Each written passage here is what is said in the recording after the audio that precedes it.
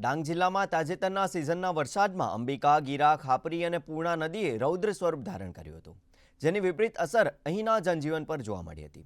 આ ચોમાસા દરમિયાન કુલ 8 માનવ મૃત્યુ નોંધાયા હતા, જેમાં 5 કેસમાં મૃતકના પરિવારને 4 લાખ મુજબ 20 લાખની સહાય ચૂકવી દેવામાં આવી છે, જ્યારે 4 કેસમાં કાર્યવાહી ચાલી રહી છે.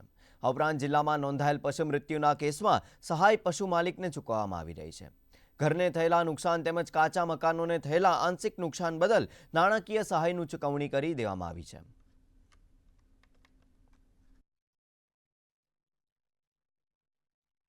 ડાંગ જિલ્લામાં કુલ આ સિઝનમાં કુલ 9 માનવ મૃત્યુ થયેલ છે. એમાંથી 5 માનવ મૃત્યુના કેસો મંજૂર કરીને એ લોકોને 20 લાખ રૂપિયા જેટલાની સહાય ચૂકવણી કરવામાં આવેલ છે.